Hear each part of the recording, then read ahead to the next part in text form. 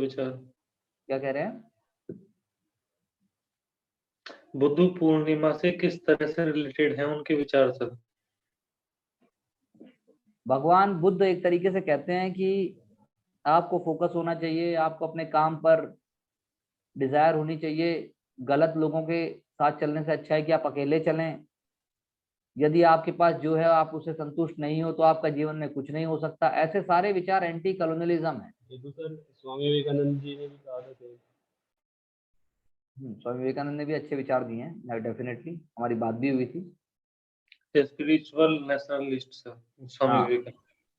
हाँ, सर महात्मा बुद्ध ये भी कहते थे कि संसार को बाहर ढूंढने की जगह अपने अंदर ढूंढ लो तो बेटर है। तो ये आइडिया सचिन जी इनडायरेक्टली जुड़े हुए हैं क्या? यस सर, इनडायरेक्टली जुड़े हैं। हाँ, जैसे भगवान बुद्ध ने कहा है 3 चीजें कभी नहीं छुप सकती, सूर्य, चंद्रमा और असत्य, मतलब सत्य। बेसिकली सत्य कभी भी हो निकल के आता ही है, समझे? Yes sir. उन्होंने कहा है कि कोई भी चीज परफेक्ट नहीं चाहिए, ओके सर। बट चीज अच्छी होनी चाहिए। क्या? परफेक्ट ना हो लेकिन अच्छी हो। हाँ, परफेक्ट मत करिए, आप जो है ट्रूथफुली करिए। तो आपको युगांतर आश्रम भी याद आ जाना चाहिए था, मेरे कहने का मतलब ये है। अब जैसे मैं आपसे पूछ रहा हूँ सचिन जी, हाँ या ना में जवाब देते जाइए। मराठा न्यूज़पेपर किसका? बाल गंगाधर तिलक, और मराठा छप रहा है उसमें इंग्लिश में। बंगाली न्यूज़पेपर किसका? Bengali newspaper James Hicky sir. हाँ, James Hicky, Augustus Hicky. Bengali नहीं है वो था Bengal gazette. Very good, good try. Bengal gazette sir. Bengali newspaper जो है वो, मान लो अगर मैं आपको बता दूं तो वो न्यूज़पेपर है सुरेंद्रनाथ बनर्जी का। तो आप क्या कहेंगे, सही या गलत? सुरेंद्रनाथ बैनर्जी का कौन सा sir? Bengali. Bengal gazette. Bengali Bengali. True हो सकता है सर। उसके बाद मैं आपको कहता हूँ वॉइस ऑफ इंडिया, ये मैंने बताया भी था। वॉइस ऑफ इंडिया न्यूज़पेपर किसका?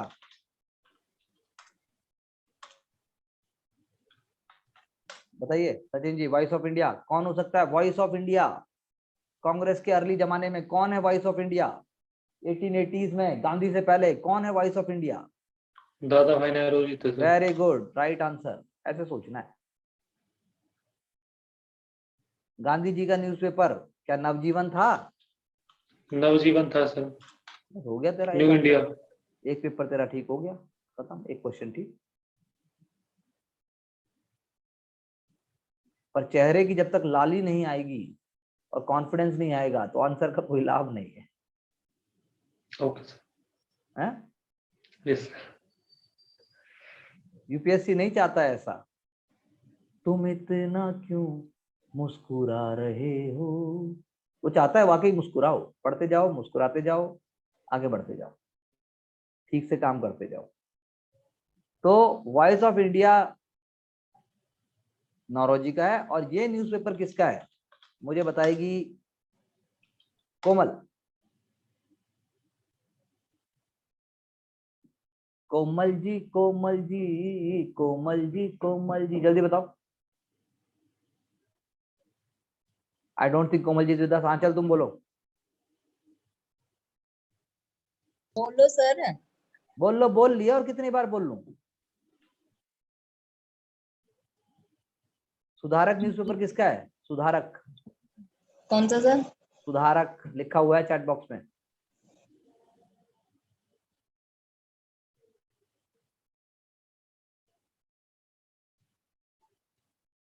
जल्दी बोलो कोमल।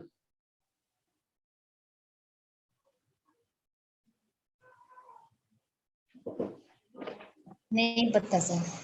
कमाल हो गया सचिन जी, आप गैस मारो। सुधारक। समाज सुधार कौन कर रहा है? और नेता भी है और मॉडरेट भी है और शांत भी है। सुधारक।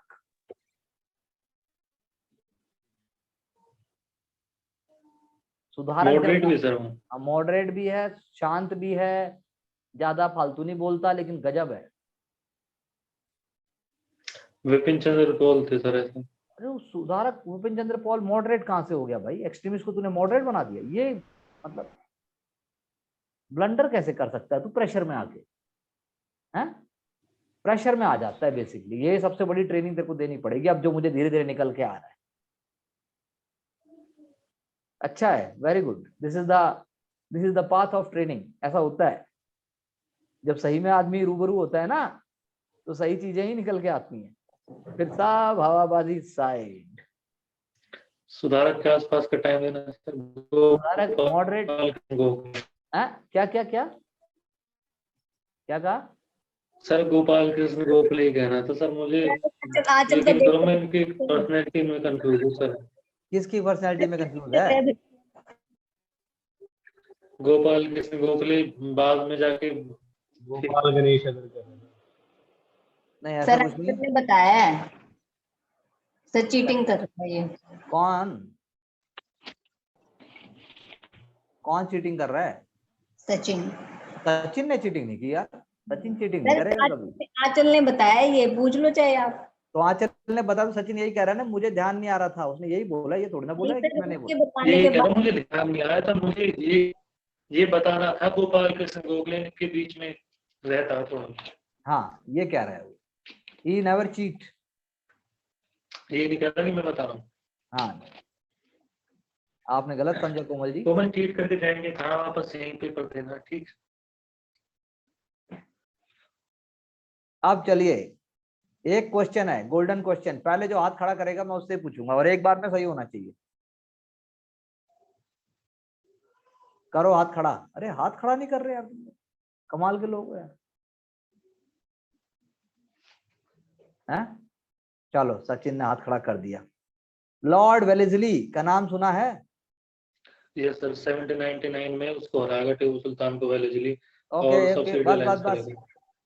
क्या उसने कोई एक ऐसी प्रथा स्टार्ट की थी जिसका नाम था सहायक संधि प्रथा, यानी जिसको अंग्रेजी में कहते हैं subsidy alliance system?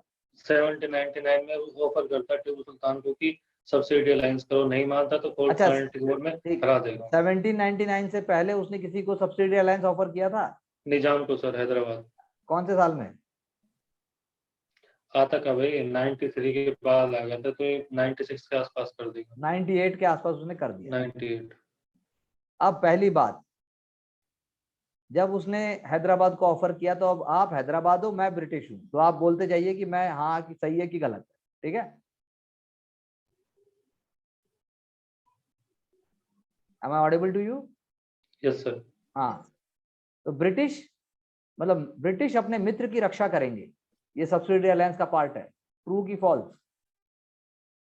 True sir. True. मित्र अन्य शासकों के साथ समझौता करने या युद्ध में भाग लेने के लिए स्वतंत्र था। फॉल्स। फॉल्स। मित्र के राज्य क्षेत्र में एक ब्रिटिश सशस्त्र सैन्य दल तैनात किया जाएगा। ट्रू। मित्र को ब्रिटिश सशस्त्र सैन्य दल के रखरखाव के लिए संसाधन मुहैया कराने होंगे। ट्रू। बस हो गया जी, काम खत्म। इतना ही होता है logic. You are right. Thank you.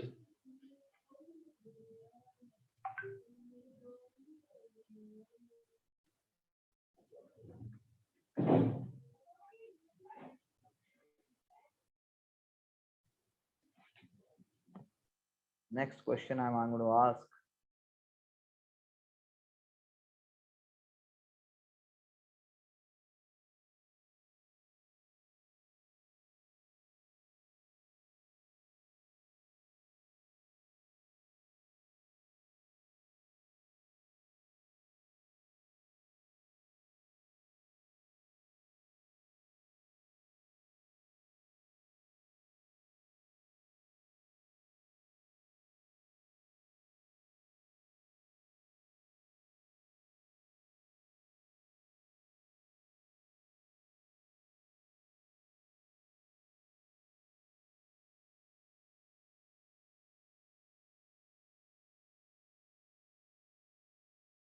किसी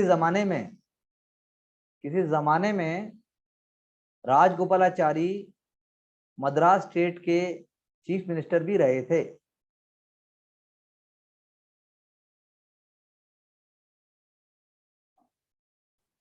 हो सकता है सर। हो सकता है, वेरी गुड।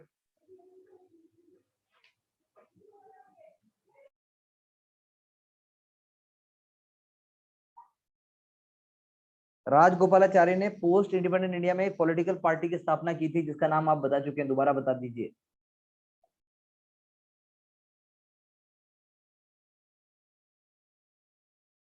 बताइए।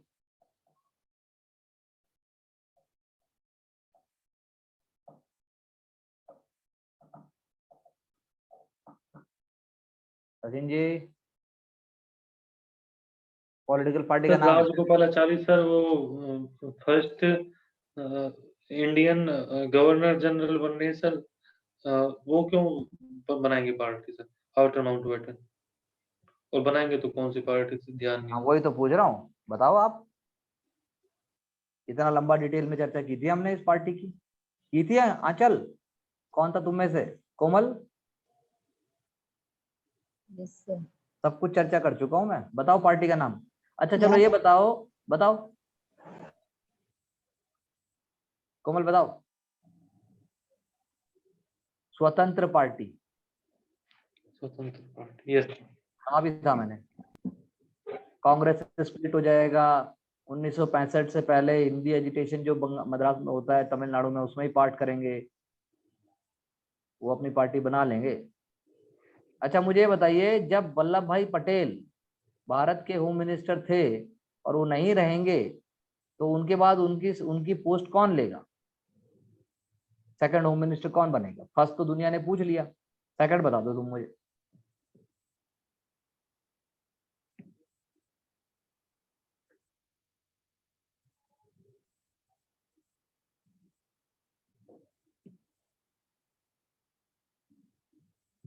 कोई ऑप्शन है सर? हाँ कोई ऑप्शन वगैरह है सर? हाँ ऑप्शन है ना। कैलाश नाथ काटजू, विधान चंद्र रॉय, राजगोपालाचारी। सर राजगोपालाचारी है। कैसे?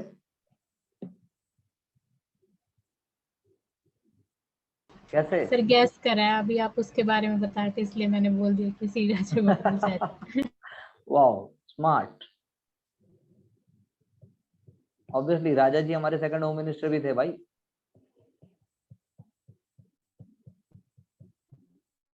क्योंकि अब एक एक स्टेप आगे बढ़ रहे हैं एग्जामिनर्स, तो कुछ भी पूछ लेते हैं। पॉलिटिकल पार्टी तो बनाई उन्होंने जिसका नाम था स्वतंत्र पार्टी। सर ये स्वतंत्र पार्टी बना लेते हैं, लेकिन फिर भी इनको वो अपने होम मिनिस्टर बना लेंगे। अरे बाद में बनाते हैं ना, होम मिनिस्टर तो 50-51 में बन लिए। 1950 में वल्लभ भाई पटेल साहब कहाँ रहेंगे? सरदार पटेल 50 में ये होम मिनिस्टर फिर बन बाद लिए। जाके स्वतंत्र पार्टी बनाएंगे। उस 50 में ये बन लिए। उसके बाद इन्होंने मान लो एक्टिव पॉलिटिक्स इनकी सेंटर से आउट हो गए, तो फिर ये फर्स्ट गवर्नर बने बंगाल के। फिर उसके बाद जब मद्रास के इलेक्शन होंगे तो वहां फिर से चीफ मिनिस्टर बनेंगे। मतलब पहले की बात कह रहा हूं मैं, मतलब हाँ सेकंड चीफ मिनिस्टर बनेंगे मद्रास के। और पार्टी बनाने की बात है, पार्टी बनेगी भाई आपकी 65 में जाके, मतलब 65 में या 54, मतलब 65 में तो बहुत देर हो गया, 55 के आसपास। तो इनका तो सर डिमोशन हो रहा है बल्कि प्रमोशन की वजह से। भाई डिमोशन नहीं होता। अब जैसे अब बहुत सारे पॉलिटिकल लीडर्स होते हैं, वो अपने पॉलिटिकल उसके लिए अलग अलग स्टेप उठाते हैं। तो डिमोशन तो एक तरीके से आप कह लीजिए। उन्होंने एक किताब भी लिखी थी, आवर डेमोक्रेसी। आवर डेमोक्रेसी उन्होंने लिखी थी, आवर डेमोक्रेसी। Okay sir. उन्होंने उसमें बताना चाहा था कि कांग्रेस से अलग चीजें कैसे हो सकती हैं राइट विंग की। तो आज की डेट के हिसाब से वो इम्पोर्टेंट हो जाती है, क्योंकि आज जो डेमोक्रेसी। हाँ आज जो पॉलिटिकल कल्चर है उसके आइडियाज उसमें दिखाई देते हैं। Okay sir. Right wing alternative to the Congress उस टाइम लिख रहे हैं ये। Right wing alternative to the Congress. हाँ कि चाहिए।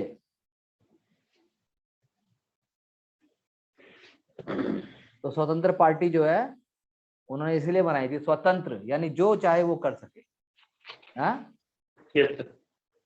और सुन लीजिए, ये जो लाइसेंस परमिट राज जो टर्म हम यूज करते हैं, इस टर्म को कॉइन करने वाले भी राजगोपालाचारी ही थे,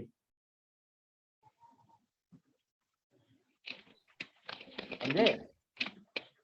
राजा जी थे जिन्होंने लाइसेंस परमिट राज को टर्म को कॉइन किया। होता क्या था इसमें लाइसेंस परमिट राज में? लाइसेंस परमिट राज का मतलब वही है, परमिशन लो, लाइसेंस लो, आपको कोटा मिल गया तो आपको राशन का कोटा मिल गया, आपको मिट्टी के तेल का कोटा मिल गया, आप ही को मिलेगा बस। हर कोई तो जब मर्जी दो दुकान नहीं खोल सकता, हर चीज जो मर्जी नहीं कर सकते।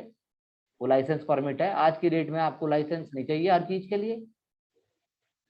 आप आटे की मिल खोलना चाहते हो, आप पब्लिक प्रोक्योरमेंट करो और करो। पहले ऐसा नहीं था, लिबरलाइजेशन से पहले।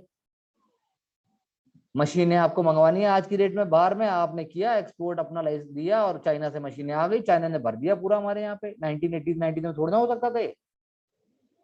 अंबानी का इतना बड़ा एम्पायर कैसे क्रिएट हुआ? गुरु मूवी देख लो।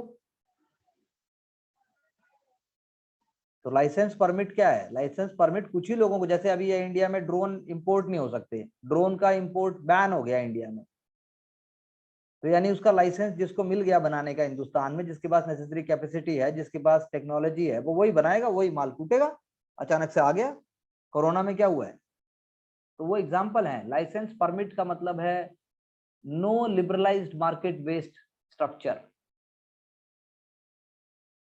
हम जब इकोनॉमी पढ़ेंगे या इकोनॉमी देखते हैं तो उसमें ये सब आता है डायरेक्टली। ठीक है जी।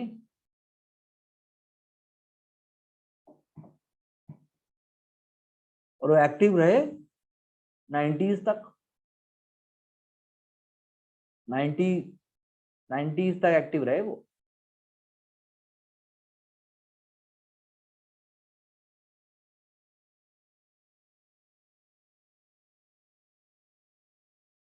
तो ये चीजें हमें समझनी चाहिए कि कौन लीडर क्या है, कैसे करता है।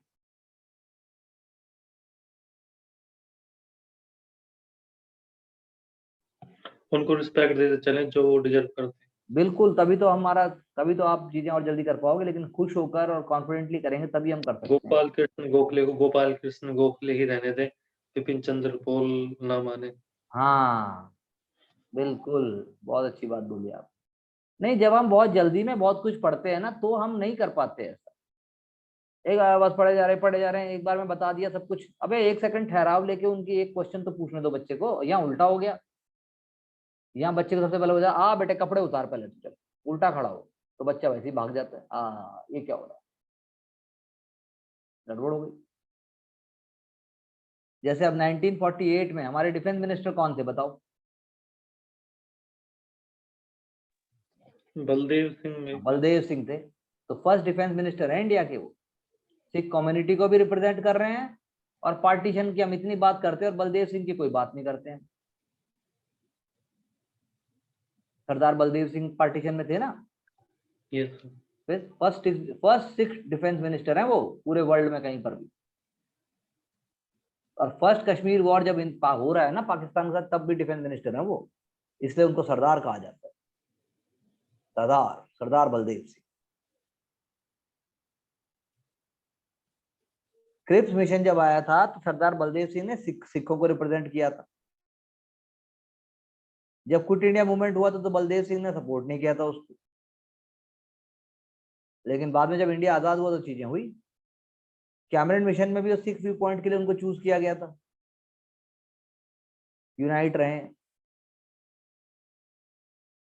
जवाहरलाल नेहरू, वल्लभ भाई पटेल साहब सरदार जी के साथ मिलकर फिर उन्होंने बातें मानी, डिफेंस मिनिस्टर बनाया, इसलिए उनको ले भाई तू बन जा। ऐसे तो सर जवाहरलाल नेहरू भी डिफेंस मिनिस्टर रहे हैं 1953 में। मजबूरी में रहे होंगे थोड़े टाइम। प्राइम मिनिस्टर के पास आ जाता है पोर्टफोलियो अगर कुछ हो जाए तो। इंदिरा गांधी भी रही है सर। पॉसिबल है।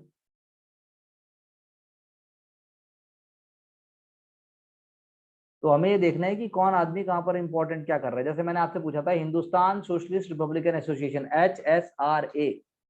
अब उसके फाउंडर एक भगत सिंह, तो सब बोल देते हैं कूद कूद के। बाकी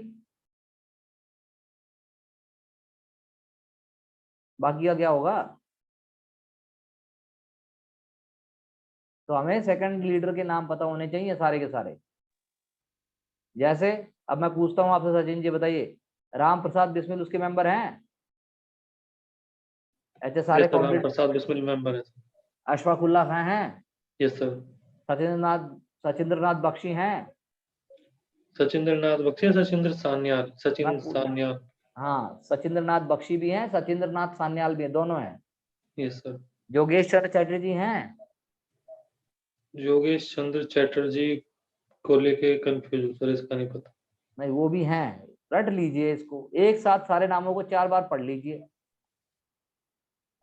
जैसे ही कोई सर नया योगेश नाम चंद्र आएगा। चैटर्जी तो हमने कल 1919 के अप्रोक्स पढ़ा था, और ये HSRA बन रही है 1928 में जाके तो सर। उससे क्या हुआ, जिंदा रहेंगे भाई। 1919 में भी अगर आपने नाम पढ़ लिया। योगेश चंद्र चैटर्जी मान लो अनुशीलन समिति के मेंबर थे, मान लो रिवोल्यूशनरी लीडर थे, लेकिन बाद में उन्होंने गदर ज्वाइन कर लिया, बाद में उन्होंने हिंदुस्तान रिपब्लिकन एसोसिएशन ज्वाइन कर लिया, तो क्या प्रॉब्लम है? काकोरी कॉन्स्पिरेसी में भी अगर मान लो पकड़े गए हैं वो, तो फिर क्या होगा? उन्होंने भी किताबें लिखी हैं, योगेश चंद्र चैटर्जी ने। उनकी एक किताब का नाम था इंडियन रिवोल्यूशनरीज इन कॉन्फ्रेंस, एक किताब का नाम था इन सर्च ऑफ फ्रीडम, स्वतंत्रता की तलाश में। तो ऐसा नहीं कि बहुत सारी चीजें हैं, लेकिन ठीक से जरा रिलैक्स होके एक बार पढ़ा जाए और कैलकुलेटेड अप्रोच से पढ़ा जाए तो चीजें काबू में आ सकती हैं। सर ब्रिटिशर्स के तो उड़ाने वाले रिवोल्यूशनरी जी थे, हाँ, कह सकते हो ऐसा आप। लगता है। तोते तो उड़ा रहे हैं, लेकिन ब्रिटिश को पता था तोते ही उड़ रहे हैं, कबूतर नहीं बैठ रहे हैं आके। तोते उड़ाने के बाद भी तो कोई होना चाहिए ना जो ब्रिटिश को लेके टेक ओवर कर ले, वो तो रेडी नहीं है। ब्रिटिश को पता है इट्स ओके, इतना बड़ा रिस्क है, लेकिन माल आ रहा है, माल आ रहा है, हम नहीं जाएगा, समझे? तो कोई दिक्कत नहीं है। तो बाद में रिवोल्यूशनरी जो है सोशलिस्ट भी हो सकते हैं, कोई बड़ी बात नहीं। अब ये नहीं अरे ये तो सोशलिस्ट था, अरे ये तो ये था, अरे भाई इंसान है वो। जब सचिन 4 चीजें सोच सकता है, राजीव जब क्रांतिकारी हो सकता है, तो फिर उनको क्या दिक्कत हो रही है भाई? वो क्यों नहीं 6 चीजें कर सकते? आप वहां पर ऐसे स्टैटिक क्यों हो जाते हो? भाई मैंने तो पढ़ा था इसने काले रंग के कपड़े पहने, एग्जाम में पीला कैसे आ गया? अरे भाई पीला भी है, काला भी है, एक एक आदमी की किताब इतनी है जितनी कोमल की जिंदगी है। लेकिन अब करा क्या जाए, हमें तो एग्जाम निकालना है ना। तो योगेश चंद्र चैटर्जी भी होंगे अब। लेकिन एग्जाम ने क्या किया, एक नाम दे दिया साथ में, अजय घोष है, एक और बंगाली नाम दे दिया फेमस। बच्चा ताकि कंफ्यूज ना हो, तो जो एक्स्ट्रा नाम दिया जाएगा वो किसी क्रांतिकारी का दिया ही नहीं जाएगा, ताकि बच्चा ये ना कह सके कि एग्जामिनेशन बॉडी बहुत गड़बड़ है, वो हमारे फेवर में नहीं है, समझे? इसीलिए वो ऐसा नाम देगा जो सुनने में वैसा ही लगेगा लेकिन बिल्कुल डिफरेंट होगा। अब अजय घोष कौन है? अजय घोष भी फ्रीडम फाइटर हैं, लेकिन वो कम्युनिस्ट लीडर हैं। जब आप कम्युनिस्ट पढ़ते हो तब आएगा वो, क्रांतिकारियों में कभी मिक्स हो ही नहीं सकता। लेकिन जो बच्चा ठीक से नहीं पढ़ेगा वो सब कुछ मिक्स कर देगा और बाद में बोल देगा एग्जाम तो यार रट के ही निकलेगा, पता नहीं क्या क्या पूछते हैं। ऐसा कुछ नहीं है, वो एक जगह की तरीके से पूछता है। वो उसे लीडर चाहिए, लीडर, सोचने वाला, protocol based, thinking based leader, रट्टू तोता नहीं चाहिए। तो अजय घोष जो है वो मार्क्सिस्ट थे या वैसे लीडर थे, उनका एग्जाम से कोई लेना देना, मतलब क्रांतिकारियों से उनका कोई लेना देना नहीं, मैं ये कहना चाह रहा हूँ। ठीक है जी। तो मेरी अप्रोच को आप समझने की कोशिश कीजिए। आप जैसे मान लीजिए आप कोई कोचिंग का क्वेश्चन पेपर उठाते हैं, सारा का सारा उठा के दे देते हैं, वो सब सारे पैराग्राफ के क्वेश्चन ब्रेक करके दे देंगे। एग्जाम में ऐसा नहीं आएगा। एग्जाम आपको थोड़ा सा उस दिशा में ले जाएगा। जैसे अब सचिन मुझे बताएगा तमिलनाडु में सबसे पहले कौन सा लैंड रिफॉर्म सिस्टम लागू हुआ ब्रिटिश टाइम में?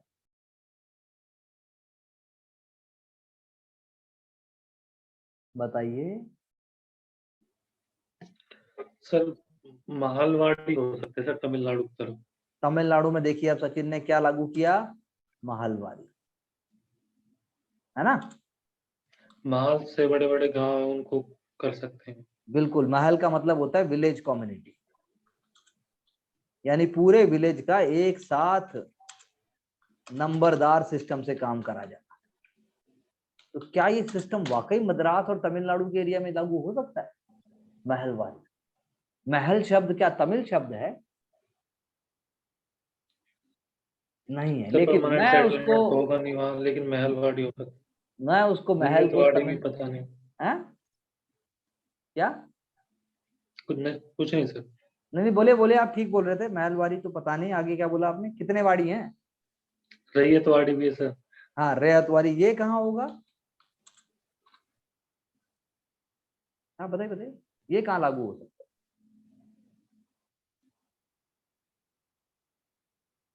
कोमल, अरे कोमल भागी।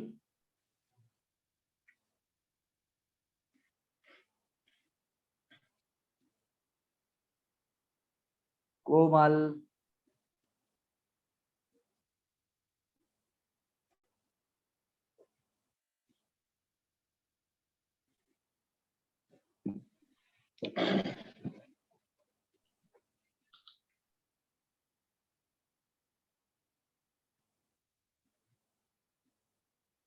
कहाँ चले गए यार?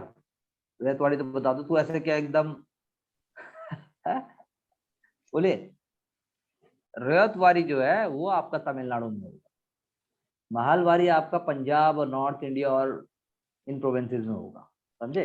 और परमानेंट सेटलमेंट सर? वो बंगाल में होगा सबसे पहले, बंगाल, अवध, सारा सर कराया अलग हमने अलग जगह डिटेल वो में। अलग अलग क्यों कर रहे हैं सर?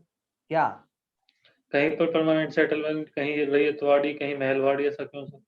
भाई तू ये बता, मैं सारे के सारे, जब मैं एक बार हफ्ता वसूली करता हूँ तो छोटी दुकान, बड़ी दुकान, बड़े कारोबार सबसे एक जैसे पैसे उठा लूं? मैं पुलिस वाला नहीं जो सर, उनके उड़ाई काम करता हूँ हर काम हफ्ते, के अनुरूप सर उठाएंगे सर। है? काम के अनुरूप सर, किसकी कितनी बस फिर कमाई है। बस फिर परमानेंट सेटलमेंट जब मैंने लागू किया बंगाल में, उनमें तो मैंने देखा मेरा क्या फायदा है, क्या नुकसान है, जमींदार बना दिया मैंने इनको, तो मेरे पे क्या बर्डन आया, क्या नहीं आया, लोगों ने क्या मुझे रिस्पॉन्स दिया, या लोगों के दिमाग में क्या चल रहा है, उसके हिसाब से मैंने रूप बदल के फिर महलवारी कर दिया, इसी बीच में मैंने रूप बदल के रैयतवारी कर दिया। रैयतवारी यानी पेजेंट प्रोप्राइटर बन गया, पेजेंट और सरकार के बीच में कोई नहीं है। रैयतवाड़ी में नहीं है सर कोई भी, हाँ बीच में। हाँ, कोई नहीं है, बीच में कोई नहीं है। और महलवाड़ी में? महलवारी में नंबरदार है ना आपके गांव का, पंजाब और हरियाणा में जो गांव में बोलते हैं और नंबरदार साहब, तो क्या था वो नंबरदार? पूरे गांव का इकट्ठा करके वो ईस्ट इंडिया कंपनी को देता था। और नंबरदार क्या करेगा? नंबर। और परमानेंट सेटलमेंट में जमींदार दे रहा परमानेंट सेटलमेंट में है ही आपके जमींदार साहब, 10 गांव, 50 गांव, 100 गांव के होंगे। और सुन ले, जहां जहां बिहार में, बंगाल में, जहां जहां पे ब्रिटिश को लगेगा ना यहाँ पे रैयतवारी चलेगा, ना यहाँ पे महलवारी चलेगा, ना यहाँ कुछ चलेगा, वहां राजा को देके रखेंगे, भाई तुम रखो आराम, टेंशन नहीं, हमें हर साल माल देते हैं। कोई रूल ऑफ लॉ था क्या? रूल ऑफ ब्रिटिश लॉ था। वाह, रूल ऑफ लॉ नहीं था, रूल ऑफ ब्रिटिश लॉ, समझे? सर आप और सचिन केबीसी केबीसी खेल रहे हो क्या? खेल तो हम जिंदगी से रहे हैं, हैं? और हम ऑडियंस है सर। आप ऑडियंस कहाँ हो? आप तो जज हो। लग रहा है सर कुछ ऐसा ही। जो जवाब देगा तो जवाब लिया जाएगा।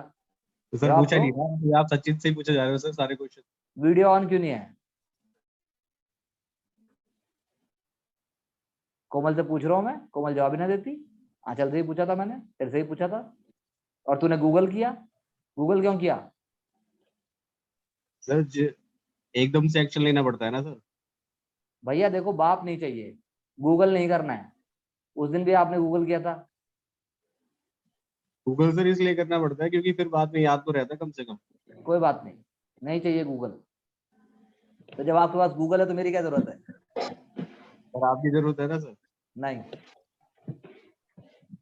गूगल नहीं करना है। कोमल भी गूगल कर सकती है ऐसे तो। सीखो भाई, प्रेशर आता है जब पढ़ना पड़ता है। सर क्वेश्चन पूछते हो ना सर, फिर उसके बाद सर कोई बताता नहीं है तो 6 मिनट खराब हो जाते हैं सर इस चीज के पीछे। खराब तो पूरी जिंदगी हो रही है बॉस, मुझे मत सिखाओ।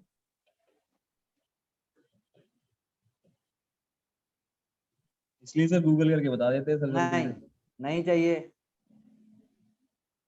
और आपको मैं बहुत प्यार करता हूँ, इसीलिए आराम से समझा रहा हूँ।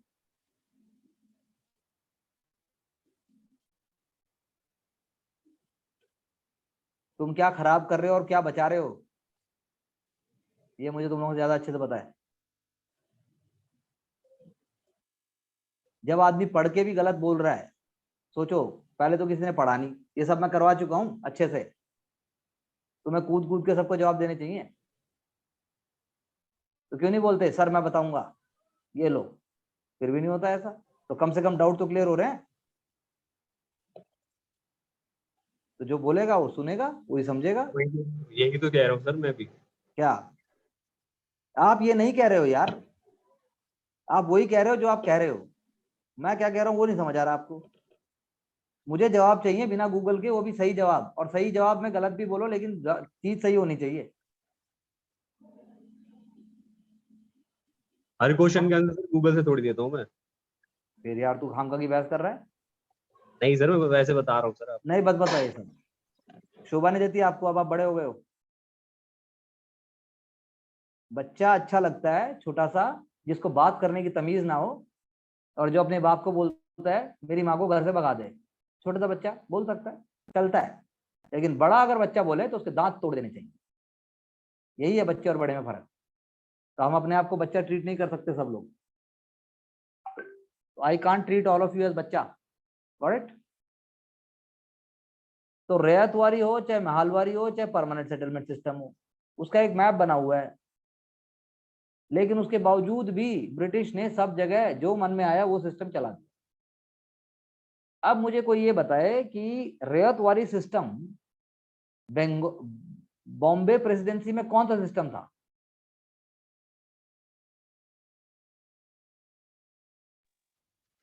Ryotwari system sir Bombay. Bombay में कौन सा सिस्टम था लैंड रिफॉर्म का? जमींदारी। क्या कह रही है कोमल? जमींदारी वाला। जमींदारी। अच्छा, आंचल ने भी परमानेंट सेटलमेंट कर दिया बॉम्बे में, और आपने भी कोमल बोला, और कोमल ने भी बोला परमानेंट सेटलमेंट। तू बोल भाई राजीव। सर परमानेंट है मेरे। हाँ हेलो। सर परमानेंट है मेरा भी। हाँ तो बताओ कैसे है परमानेंट, समझाओ। क्योंकि सर जब वहाँ पे जो फार्मर्स थे, जब उनके ऊपर अंग्रेजों ने जो फॉर्म्स डाली थी, जो इस हिसाब से उनसे जो वसूल किया जा रहा था, तो तब गांधी जी ने सर इस एक्ट के बीच में हिस्सा लिया था। कौन से एक्ट के बीच में? फार्मर्स की मदद करने के लिए। कहाँ? बॉम्बे में सर। बॉम्बे में कहाँ? रैयतवाड़ी सर, जो अभी नाम बताया आपने।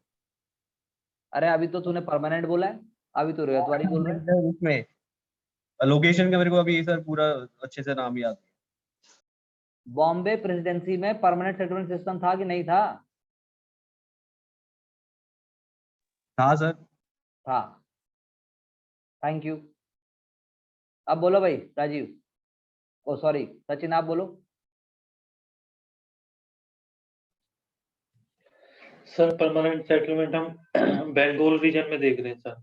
हाँ और अभी हमने डिस्कस किया कि हरियाणा और पंजाब रीजन में भी हम मालवाड़ी देख रहे हैं, जो नंबरदारी सिस्टम होता है। तो बिल्कुल। रीजन तो पास इसके पंजाब हरियाणा से ज्यादा पड़ेगा, तो मालवाड़ी भी हो सकता, बट परमानेंट सेटलमेंट श्योर नहीं हो पा रहे सर कौन सा।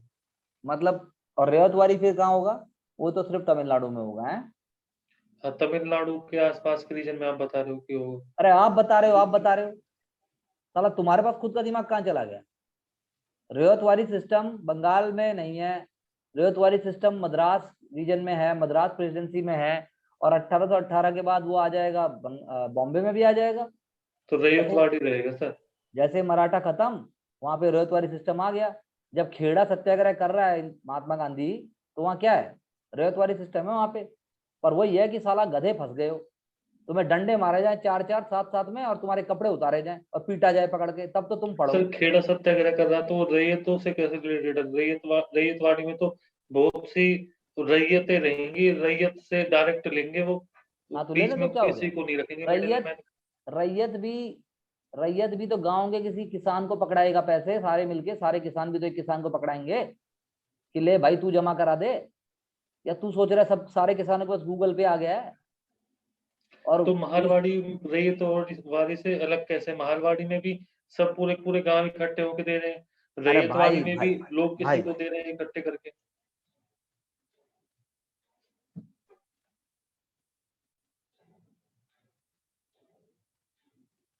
महलवारी में पूरा का पूरा गांव एक महल है, पूरे गांव का सेटलमेंट एक ही है, समझ गया? रैयतवारी में सचिन का अलग, कोमल का अलग, आंचल का अलग, राजीव का अलग, सबका अलग अलग है रैयत। बड़े किसान भी हो सकते हैं, छोटे किसान भी हो सकते हैं। उनको वो सब लोग जब उनकी बारी आएगी देने की, तो गांव का एक ट्रेडिशनल वॉचमैन, ट्रेडिशनल अकाउंटेंट, एक ट्रेडिशनल पंचायत का आदमी कागज सा इकट्ठा करेगा, ईस्ट इंडिया कंपनी की तरफ से वो लेगा, इकट्ठे करेगा और दे देगा। महलवारी में ये काम विलेज रिप्रेजेंटेटिव करेगा वहां पर भी, तो थोड़ा फर्क है दोनों में। रैयतवारी में रैयत है, peasant is the proprietor, but in case of Mahalwari village community is the proprietor, क्योंकि लैंड बड़ा बड़ा है नॉर्थ इंडिया वाला, ये कावेरी डेल्टा रीजन और उस सब की बात हो रही है।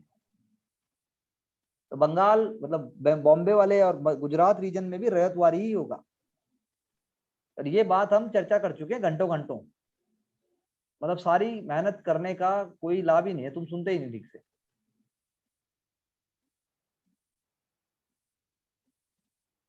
तो परमानेंट कैसे हो जाएगा गुजरात में? परमानेंट होगा। Very basic question. गुजरात में नहीं सर, बंगाल रीजन में बोला था। अरे आपने अभी, मैंने गुजरात, आपने गुजरात में बोला था कि बंगाल बॉम्बे में भी परमानेंट होगा। अरे बोला, पूछो कोमल। महालवाड़ी की तरफ इशारा जरूर था। अरे आपने खुद ही बोला यार कि हाँ महलवारी से ये हो जाएगा, तो महलवारी हो सकता है, रैयतवारी भी हो सकता है, आपने ऐसा बोला। लेकिन मैं ये कहना चाहता हूँ कि भाई ब्रॉड क्यों नहीं सोचते?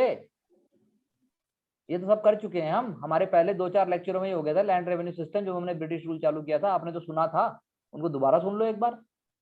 इतना डाउट क्यों? फटाफट से सुन जाओ उसको एक बार।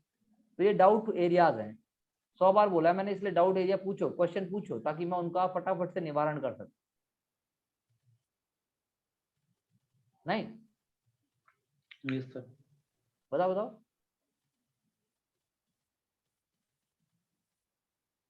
बताओ ना।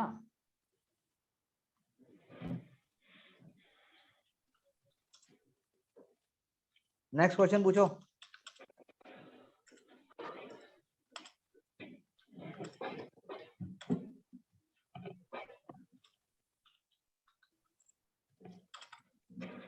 बोलो यार। सर क्वेश्चन आप ही पूछ लो सर, जो जहां आपको लगता है डाउट हो सकते हैं, हम आंसर देने की कोशिश करेंगे। कल और पूछूंगा क्वेश्चन बस में। फिर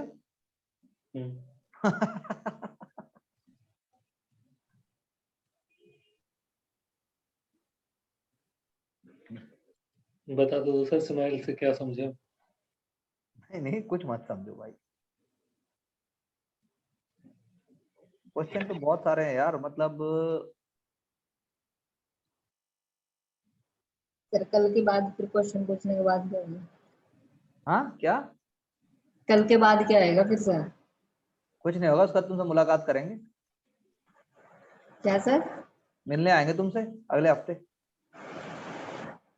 पक्का? सर आप तो पहले भी आ रहे थे। तो तू भी तो पहले बहुत कुछ कर रहा था बे, तूने कर रहा क्लास कुछ? अबे अपने गिरेबान में झांको, मुझसे बात करने से पहले।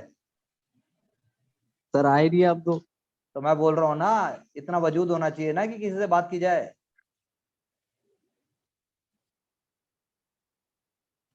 हर जगह और हर किसी से मैं बात करने का शौकीन नहीं हूँ।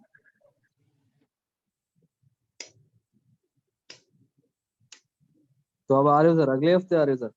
देखेंगे मूड करेगा तो। सर क्लासेस भी खत्म हो गई पर आप नहीं आए सर। मैं तो रोज तुम्हारे साथ था, तुमने एक दिन भी साथ नहीं दिया मेरा। तुम्हारे पढ़ने में कोई चेंज आया हो, तुम्हारे व्यवहार में कोई चेंज आया हो, तुम्हारी हरकतों से तुम बाज आए हो। आया है सर। तुम्हारे में आया होगा, मैं बाकियों की बात कर रहा हूँ। आया है सर, आया है, काफी चेंज आया है सर। चलो फिर खुद को दो तमके, फिर मेरी क्या जरूरत है, चेंज ही आ गया। सर पूरा बदलाव के लिए जरूरत है ना। ऐसे जरूरत नहीं होती भाई, उसे लालच कहते हैं। सर हर अगले चीज, हफ्ते कब आओगे? हर चीज क्या कह रही हो कोमल? नेक्स्ट वीक कब आओगे? अरे मैं नहीं आ रहा, शांति रखो, देखेंगे अभी। नहीं सर, बताओ ना सर, आपने पहले बोला था हम्म। और अब आप खुद मना कर रहे हो। हाँ, मैं खुश नहीं हूँ तुम लोगों के काम से। नहीं सर, ऐसा मत करो सर। अरे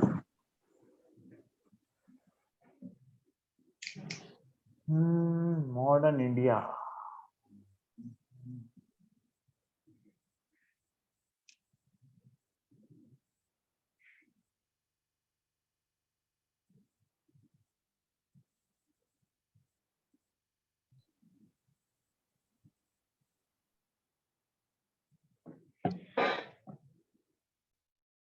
ओके, चलो एक आध दो क्वेश्चन और पूछता हूँ मैं।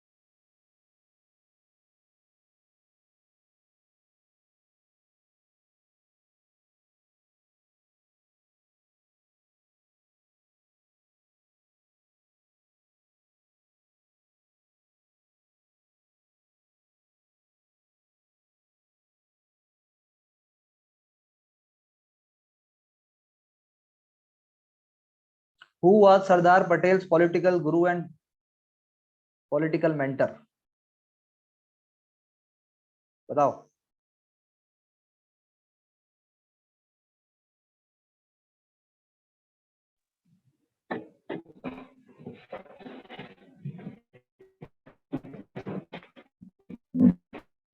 क्या कह रही हो आंचल, तुम प्रीवियस लेक्चर देखते टाइम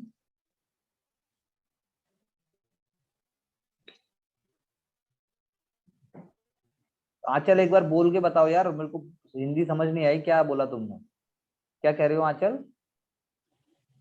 सर मैं ये बोल रही हूँ, जब हम अपने लेक्चर्स देखते हैं ना प्रीवियस, तो जो हम आंसर्स देते थे ना, उन पर खुद हंसी आती है कि क्या बोल रहे हैं हम लोग। हंसी नहीं आनी चाहिए।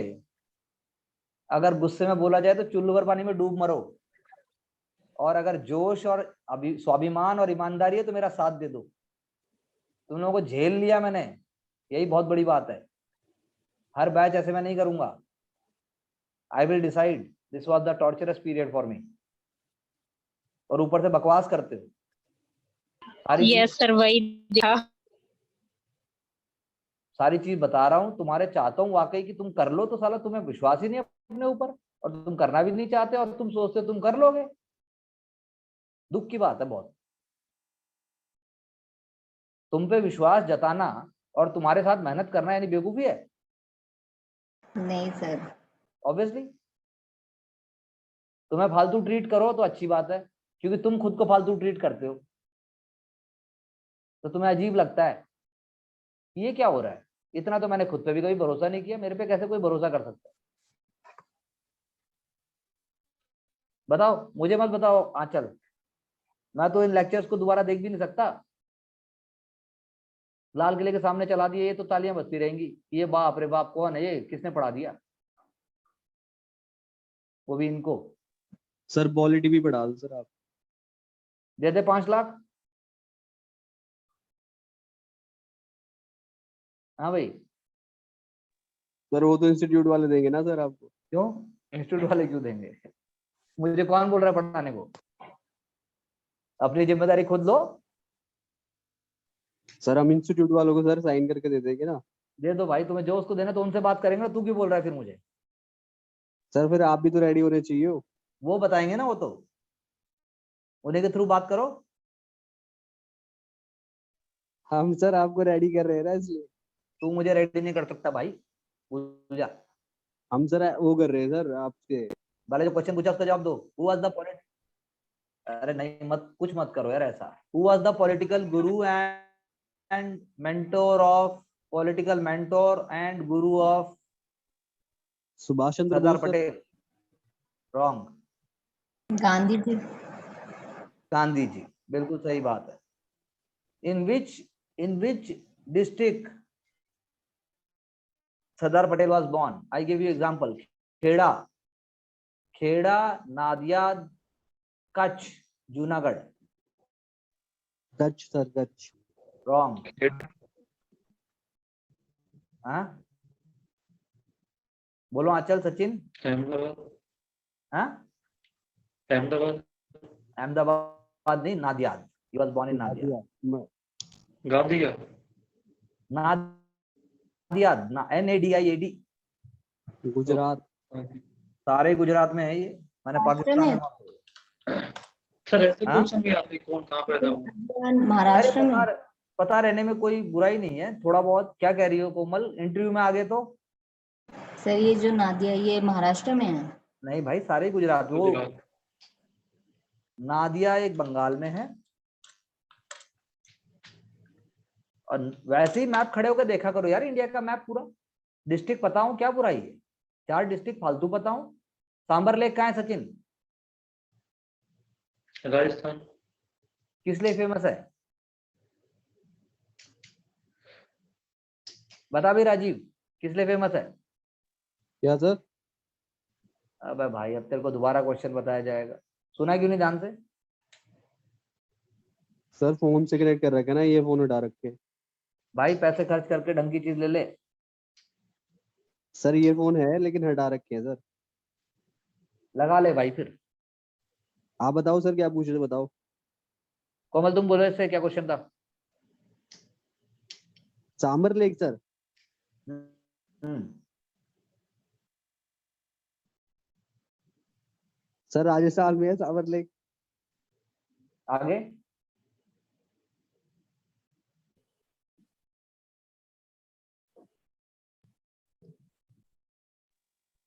सर लेक बहती है।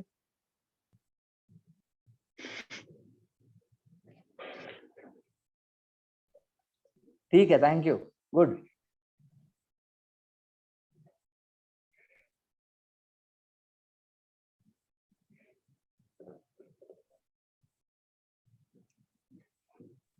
सर राजस्थान की सर सबसे बड़ी लेक बोलते हैं सर शायद, सांबर लेक को। और क्या लिखा हुआ है, और पढ़। सर ये मैंने भगवान कसम बिना पढ़े बोला सर। अच्छी बात है यार, ठीक है।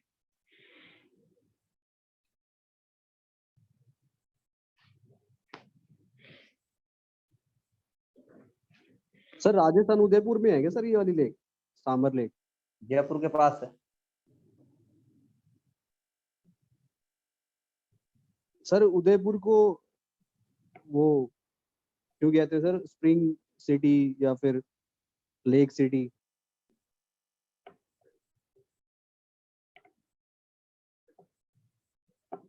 लेक, अभी मैं कुछ और पूछ रहा हूँ भाई, अभी मुझे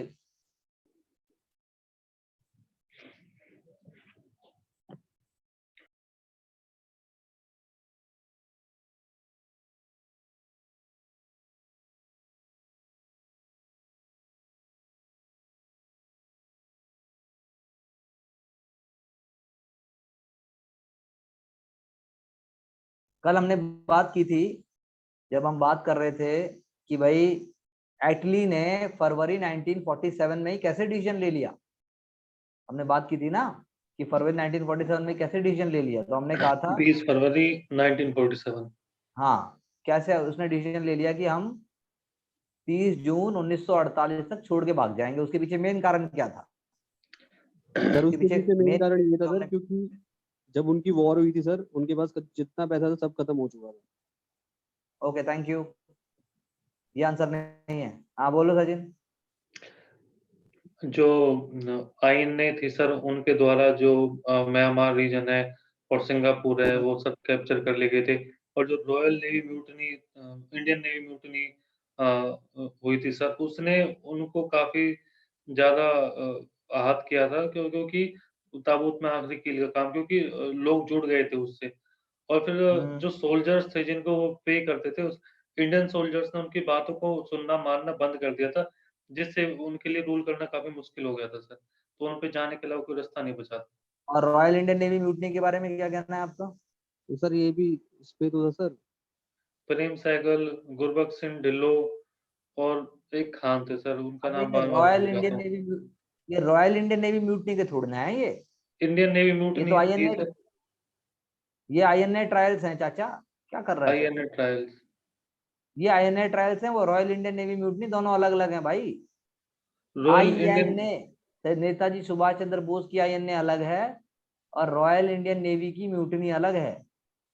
आप दोनों उसके को ये मिक्स सर मत उसमें भी तो पकड़े होंगे सर फिर कुछ लीडर्स, जिनको कि शांत करने समझाने के लिए बाद में सरदार वल्लभ भाई पटेल मीटिंग करते हैं रॉयल इंडियन नेवी हाँ, म्यूटनी वालों तो से, कौन सी थी वो? तब किसके लिए करते हैं? सरदार पटेल और जिन्ना और कम्युनिस्ट लीडर तीनों मिलके जो झंडे जिसके फहराए गए थे, किस केस में फहराए गए थे? वो last question of the day. Sir वो रॉयल इंडियन नेवी म्यूटनी वाले फैला रहे हैं सबके एक साथ अपने जहाजों पे, क्योंकि वो दिखा रहे हैं कि कम्युनलिज्म नहीं है, लोग इकट्ठा है, ठीक है।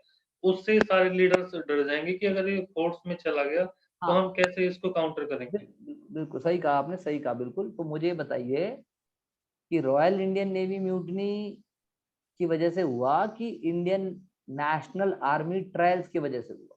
दोनों की वजह से सर। दोनों की वजह से। दोनों में पहले कौन सा हो रहा है, मतलब अर्ली कौन सा है और बाद में कौन सा है? पहले आईएनए ट्रायल्स हो रहे हैं, बाद में रॉयल इंडियन नेवी बस म्यूटनी हो रही है। एक बार सीक्वेंस देख लिया, बस हो गया। यही मैं पूछ रहा हूँ। लेकिन रॉयल इंडियन नेवी म्यूटनी के लीडर्स का नाम नहीं पता अभी। Okay, good question. इसीलिए उनको कहा जाता है अनसंग हीरोज। क्या? Unsung heroes. मैं बता देता हूँ।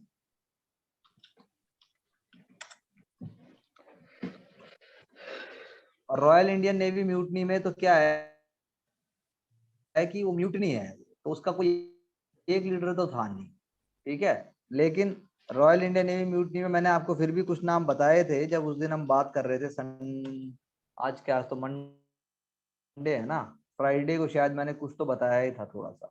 मैंने आपको बताया था कि भाई, लेकिन कमेटियां बनेंगी उसके अंदर, कमेटी बनेगी, वो कमेटी चीजों को करेंगी रादर देन कोई बड़ा वो करने के, उसकी बजाय कमेटी होंगी। लेकिन फिर भी मैं आपको बता देता हूँ।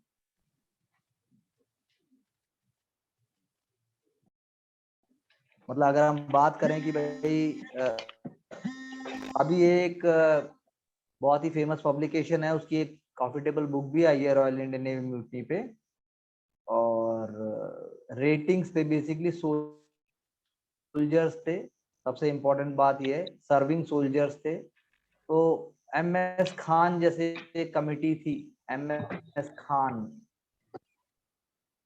वो पैसा इकट्ठा करेगी।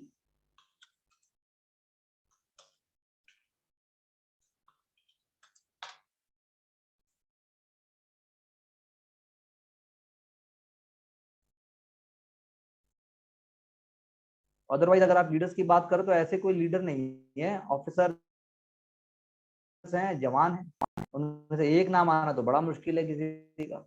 इनमें तो 3 लोग ट्रायल पे थे इसीलिए कर दिया, बाकी जगह ऐसा नहीं है।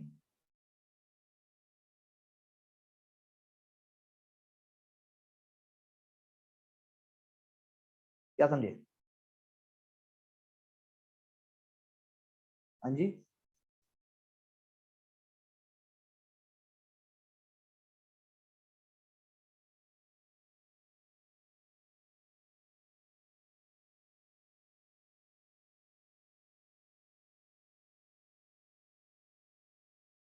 बोल नहीं रहे?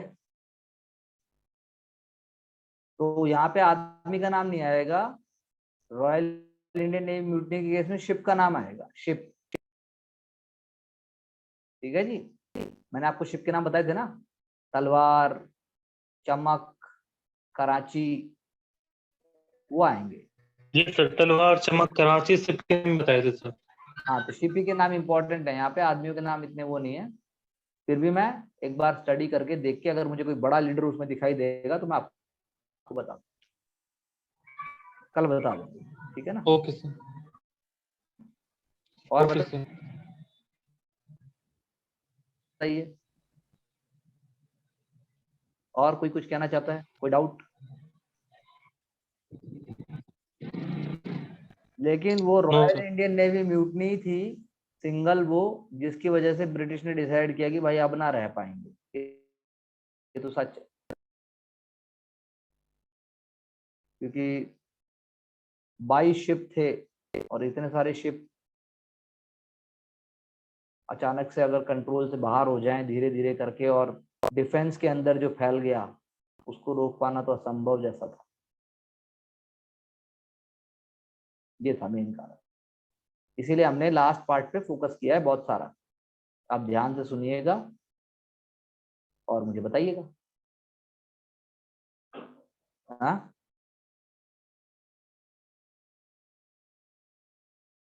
ठीक है यस जी, सर। Okay sir. करिए एक बार, फिर बात करते हैं। All the best, thank you sir. Thank you very much all of you. Have a nice day sir. Thank you sir. Thank you Sachin ji, thank you Rajiv ji, thank you Komal and Aanchal ji, thank you very much, thank you. Thank you, bye bye, all the best. Bye sir. Thank you. Bye.